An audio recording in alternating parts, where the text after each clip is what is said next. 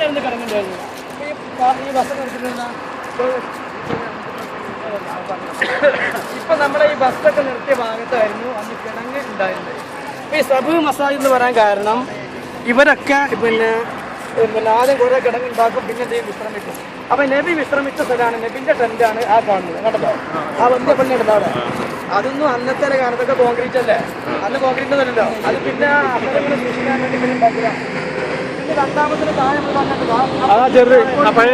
അതിലാണ് സുൽമാൻ വിശ്രമിച്ചിരുന്നത്. ഈ ആശയം കൊണ്ടുവരാനാണ് സുൽമാൻ പഠിച്ചത്. അത് പേർഷ്യക്കാരുടെ ആശയമായിരുന്നു.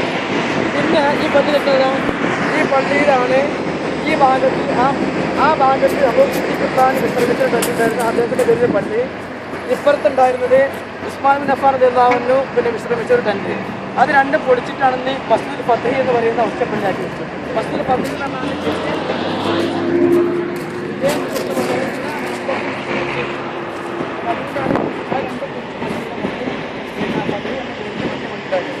പിന്നെ ഈ കാണുന്നത് ഇവർക്ക് ഇനി ഈ കാണുന്നത് ആ കാണുന്നുണ്ടല്ലോ, അത് അനിർന്നില്ലാതെ വിശ്രമിച്ച സ്ഥലം. ആ പഴയത്. പിന്നെ ഇവിടെ കാണുന്ന ഇതാ പിന്നെ ഈ ഒരു ഗാർഡൻ ഉണ്ടല്ലോ, അവിടെ ഒരു കാണുന്നത് ഈ നേരെ കയറി പോകുന്നത് അതാണ് ബഹുമാനപ്പെട്ട ഫാത്തിമ റളിയല്ലാഹു ഇരുന്ന സ്ഥലം.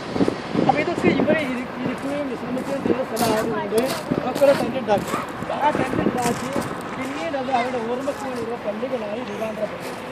ഇതൊക്കെ അപ്പൊ ഇതിലിപ്പോ നഷ്ടപ്പെടുത്തിയത് വെച്ചാൽ അബൂബക്കർ ഉസ്മാന്റെ പേരിലുള്ള രണ്ട് പള്ളികൾ മാറ്റിയിട്ടാണ് രണ്ടുപാടെ ഒന്നാക്കി. അതെ, ഇങ്ങനെ പള്ളിയായതുകൊണ്ട് ഈ പള്ളിയിൽ പിന്നെ ഇമാമം കിട്ടുക. അപ്പൊ നമ്മൾ സമയത്താണ് വരുന്നതെങ്കിൽ നമ്മൾ എന്ത് ചെയ്യുക, ഒന്ന് നിസ്കരിക്കാൻ നമ്മൾ പോരുക. ഇതൊരു സ്മാരകമായി നിർത്തുക.